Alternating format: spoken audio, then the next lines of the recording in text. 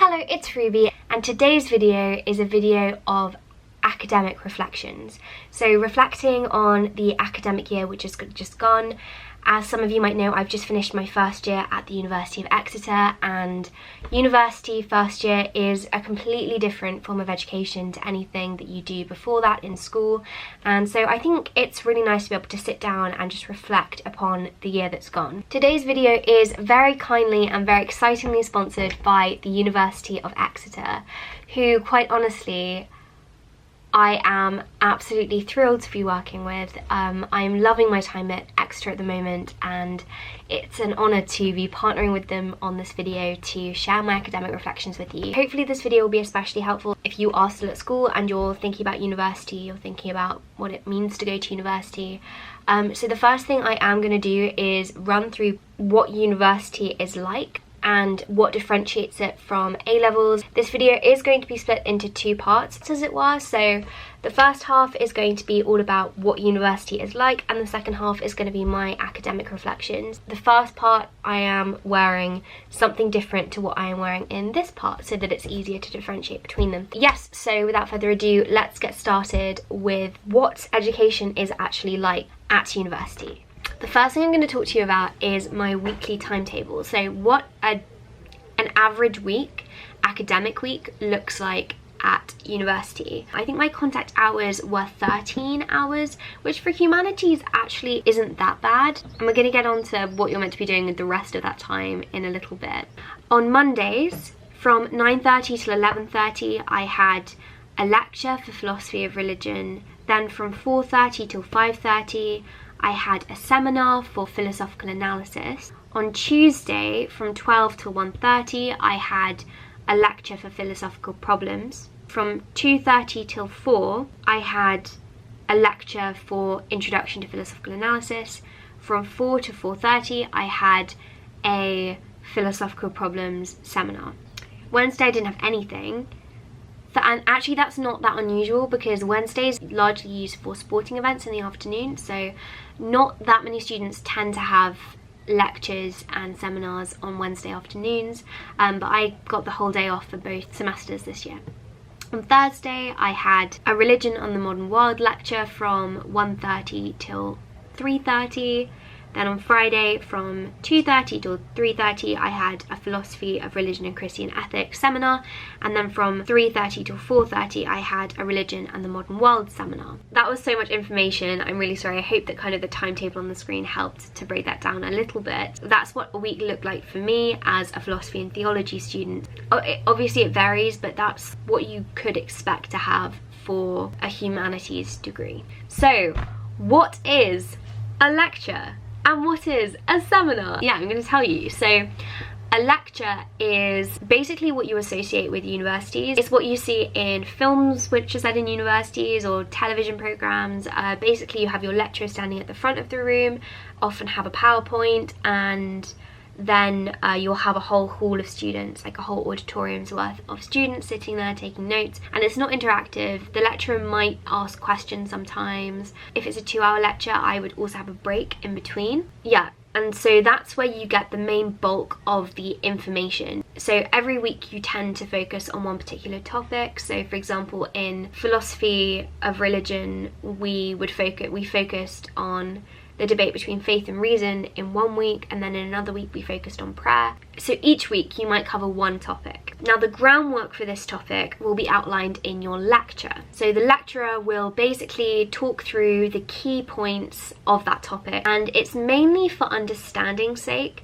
It's not actually, the content that you learn in the lecture isn't the content that you're actually going to be using for essays and exams. It's just kind of a preliminary work. It introduces you to the topic, and then you have an opportunity to look at things that you think are interesting. So if I were in a lecture about prayer and then I heard about intercessionary prayer and I thought that's really interesting, I can go away and look into that in more depth. And so the lecture's given me an introduction to that topic, but the main bulk of my understanding and my research and my knowledge will be done independently by me. We're going to be talking about independent study in a little bit. Yeah, so that's the lecture. And then as well as the lecture, you'll have a seminar, which is more interactive and it's smaller groups. So my largest lecture this year, I think, was about 150 to 200 people, but my seminars were about 10 to 30 people in my seminars. So in a seminar, you will usually be given an activity, or you'll discuss a reading, or you'll be given a motion to discuss. It really depends on the module, but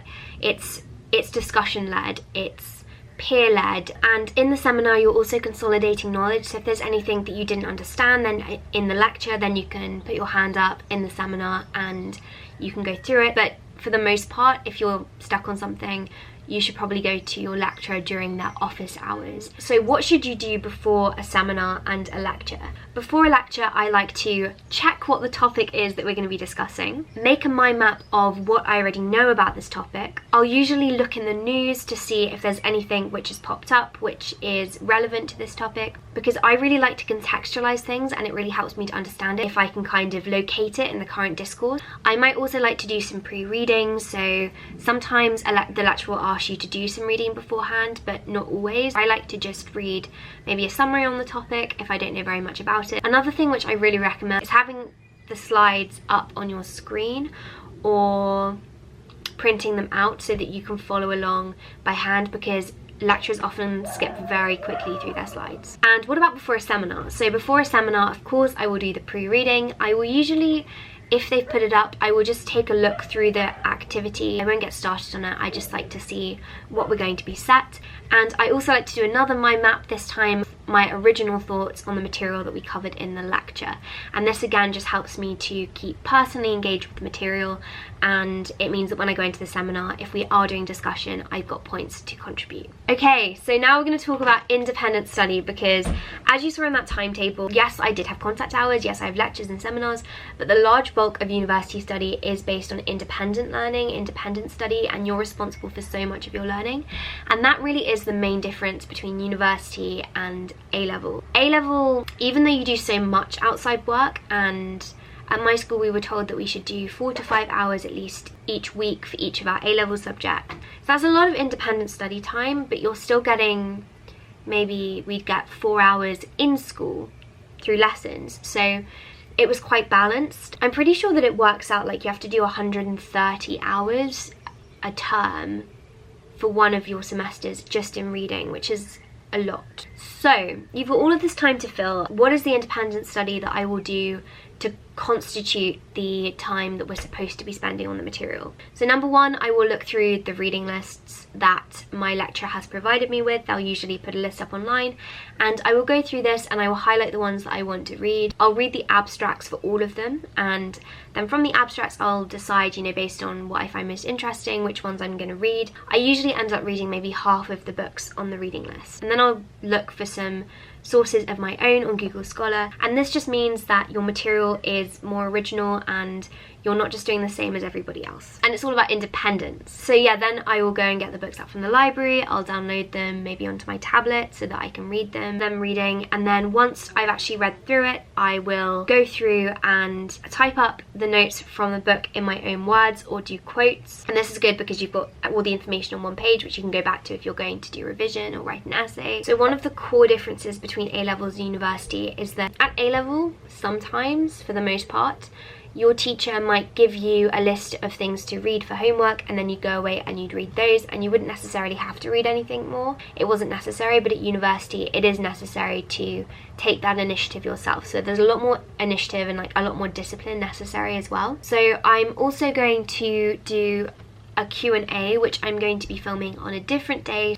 I'm going to be asking for some questions on Instagram. I'm going to answer those. So I will be looking different in just a few seconds. Okay, so as I said, I am now changed and I'm going to be running through more kind of academic reflections and more personally what I found this year at university. One thing I do have to apologise for is the fact that my face is very red. I went to the sports day of my old school yesterday and I didn't put suntan lotion on, which was really a stupid thing to do. I didn't actually realise it was sports day when I went in, and so I spent the whole day outside. I burnt really badly and now my face is very red, which is not very nice. Okay, so academically this year, some of you might have watched my reaction video to my first grade at university. This is a really nice time to look back at that. Back in October, I wrote an essay for my knowledge and reality philosophy module, and it was all about Hume and causation, and I worked really hard on the essay, and I ended up getting a 2-2, like a mid 2-2. I was really disappointed, and in my live reaction you do see me basically starting to cry because I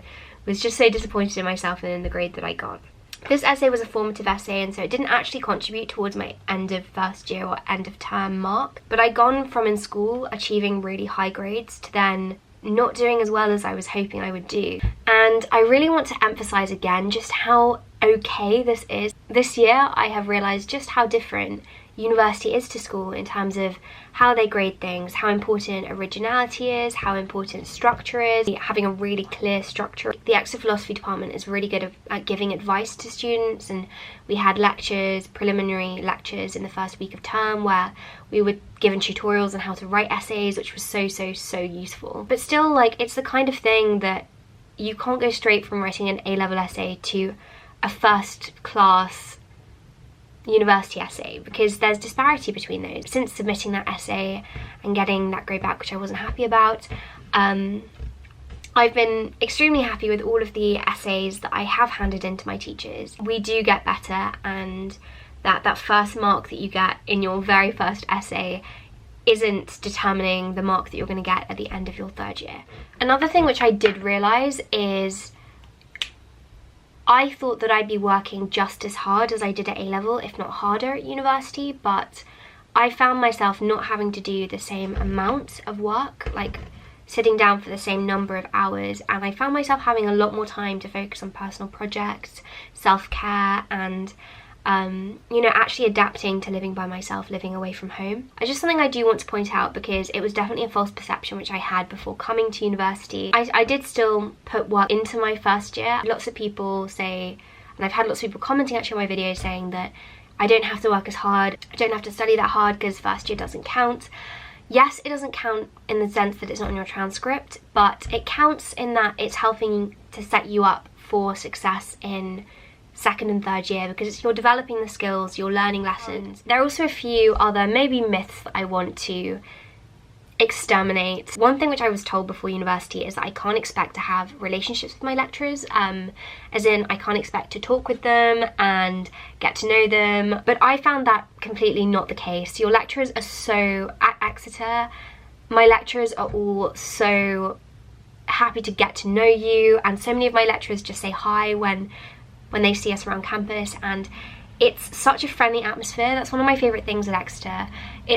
There is definitely the sense of tangible community there, and that was the thing that I loved most about my old school, so I'm so glad to say that that is the case at Exeter. This year I emailed my lecturers if I came across something which I found interesting and I wanted to share with them, or I tell them about it at the end of a lecture. When I did do this, my lecturers were really happy to have a conversation with me about it. That was really amazing because you're talking with people who are the tops of their fields, you know, people who have so much experience, academic experience, and so much expertise in this. Yeah, the academics at Exeter, some of them actually I listened to on BBC Radio 4 before coming to Exeter, and it's so amazing to be able to work with academics of this caliber and have them teaching you. And also, just to point out as well, office hours. So I only once made use of office hours and I really regret not doing it more. We had a formative essay to submit for philosophical analysis, and I went to my lecturer and I said, oh, I'm thinking about this topic, what do you think? And I ran through my argument, I just dictated it and I said, this is the general argument that I'm trying to come up with, what do you think about it? And he pointed out the strengths in it, he helped me to come up with the specifics, and he questioned me on certain bits and said, oh, what about this bit, why don't you look into this instead, and raised a few philosophical concepts which I could look into, which might be able to help with the essay. And so that's so useful. Like, your lecturers are so happy to help, and definitely make use of that. At Exeter, there is an emphasis on study skills and helping us to realise these study skills. So, for example, as I said, we had these essay workshops in our first term, and then in first year modules, so for one of my philosophy and one of my theology, both of these were core modules, and we went through really important key study skills for philosophy and theology, which set you up for the rest of your degree. And it's so great that Exeter integrates that into the curriculum so that you don't miss out on some of these really important study skills. Third thing which I do want to point out, very very small thing, and I know a few universities are starting to do it, but not all. But Exeter does record its lectures, not its seminars, but its lectures, and that's so useful because it's such a useful resource, especially if your lecturer does go quite fast. You can re-watch the lecture, and if you don't understand it, you can re-watch it. Fourth thing with lectures as well is we might have 2-hour lectures, but we always get a break in between, and I really love how the university has made an effort to do that. Sometimes the information, it can be like very dense and is just so much stuff, and so having that break in between is really useful, and you can also use that time to go and ask your lecturer a question if you aren't so sure on something. Okay, so now I'm going to quickly look through Instagram. I'm going to answer just a few questions if there's anything which people seem to be wondering about. Okay, so actually this one is quite similar to what I was saying before. How are the professors? Are they snobby? Can you ask them any questions? Do they reply to emails? All of my lectures this year have been amazing. They reply to my emails really quickly when I send them something. They say that we can email them if we have any questions. They make an effort to learn our names, which is really nice, especially in theology.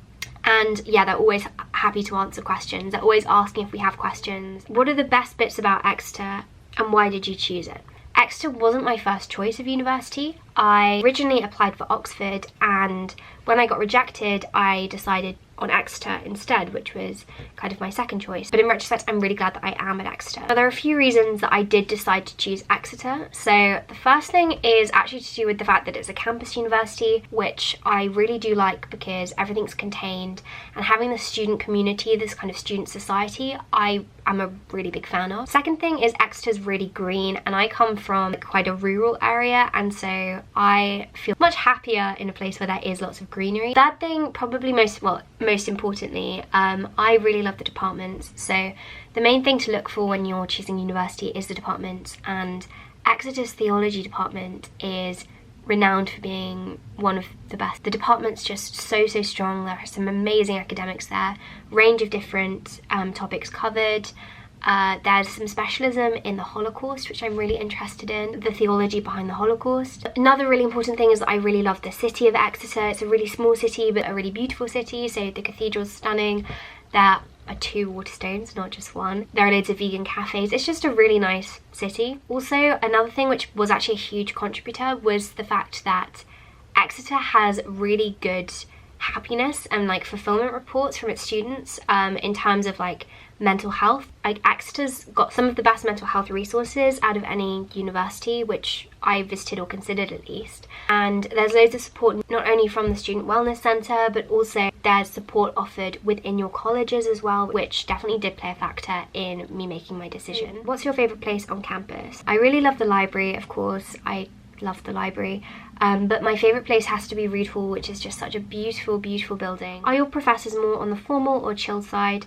It definitely does depend. It depends on the style of teaching that they have, but for the most part I'd say that my professors are pretty relaxed, which is quite nice. I think it's easier for you to form proper relationships that way with them and speak to them properly and have proper conversations with them. In theology actually, which is amazing, the lecturers sometimes get involved in the socials, so there's a ceilidh at the end of every year and the lecturers will come to that too, and that's really amazing because it's like a whole theology community thing. How are university exams structured? Are they similar to A-levels? Do you have invigilators? Yes, there are invigilators. It's pretty similar to A-level exams, I'd say, in terms of the structure. Obviously the content is different and the kind of essay is different, but on a very shallow level they're very similar. Is it a good idea to take double majors? So well, I do philosophy and theology, so I do a joint honours course, and I haven't found that to be an issue at all. In fact, I've really enjoyed having that diversity, that slight diversity of subject. I like being able to go from, you know, doing some philosophy work to doing some theology work. Then one thing I really do like about them is that they do complement each other. So in philosophy, I can reference things I learnt in theology and vice versa. They're all of the questions I'm going to be answering for now, but I hope that this video is helpful for you if you are thinking about university, and particularly if you're thinking about Exeter. I'm loving my time at Exeter University. So if you want to learn a little bit more about studying at the University of Exeter, then I've got a link in the description box which I definitely recommend you looking into, just if you want to learn a bit more than what I've told you. So thank you again so much to Exeter for sponsoring this video. I hope that you enjoyed it, and I hope that you have a productive